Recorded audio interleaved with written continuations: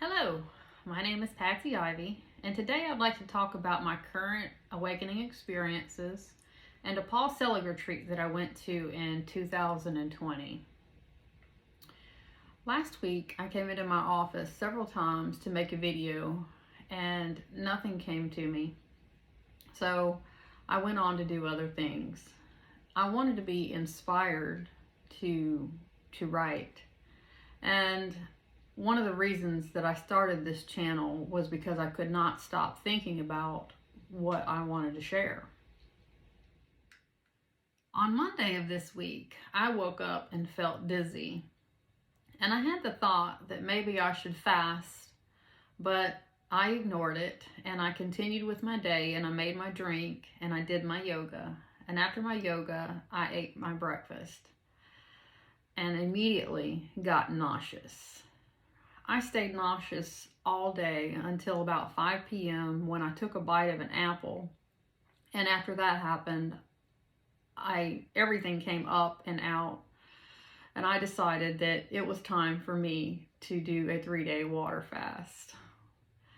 The nauseousness is not something that's new to this adventure. It comes and goes. I woke up one morning around 1 a.m. and went to get some water from the kitchen, and then I went back to bed. As I was getting comfortable back in bed, I heard something fall, and I got up to look to see what it was, but I didn't know, so I went back to bed. The next morning I got up and something had knocked over my bananas that were on my dining room table. I had them uniquely arranged so that they didn't go bad before I could eat them, especially being on a fast. I woke up again after a dream that I had, and I could feel my heart center circulating very fast and strong, and I could even feel it in my left hand. It felt like I had a large ball of energy in my left palm. I had woken up from a dream that I had where one of my sons, I was concerned about him being hurt, and I jumped up from my sleep. In the dream, he was about 4 or 5, and now he is 23. I had this dream twice, back to back. Some of the other symptoms that I get are that the energy in my third eye and face still gets really tight and causes aches. And I get random jolts of energy that just come in different parts of my body, especially when I'm starting to relax or go to sleep. And sometimes I forget what I'm talking about to somebody mid-sentence, and I will forget what certain things are called. And I have also found that it is difficult to go within meditation, but I still try it anyways because I enjoy it, and my third eye enjoys it too. And I see the same numbers all the time: 111, 222, 333, 444, 555, 143. You get the picture. I also have lots of ringing in my ears, but I have had this happen so often that I have grown accustomed to it. It does occasionally start up when I'm talking to somebody or change in pitch, so I really pay attention when that happens. When it first started, I didn't know what it was.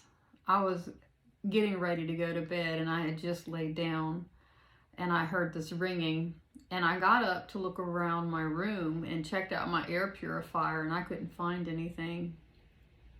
And I went and laid back down, and as soon as my head hit the pillow, I realized that it was it was coming from within my head. And I had to laugh at myself. I thought it was hilarious. Oh, it's coming from your head. I have also felt like I had tones being poured into my body through my head. This came with a sensation that also felt really good. I'm assuming that this is what some people may call a download, because I felt like I was connected to the internet. You remember the sounds that it used to make when you used to get connected. Another thing that sometimes happens is I'll wake up and I'll feel like I'm getting a tattoo, but with like a laser, not like with needles. And it just causes a burning sensation. I try not to scratch it, but sometimes I do. I usually just lay there and let it happen or go back to sleep. I asked Paul Selig and the guides about it when I was in Costa Rica in 2020. And they said that that I was on alert to it, that I was being worked with, and that it was ways of being known. I knew this already, but it's nice to get confirmation because my field is full of invisible tattoos. I asked Paul and the guides if there was something that I could do to help with this process that I was going through. And Paul tuned into me, and the guide said through him that I was not abandoning my mind, that it was a good mind, that I was not becoming a gummy bear, that I was being used in this way. And that it's like there's a ring in the toilet. You clean it. It's not work. You just do it.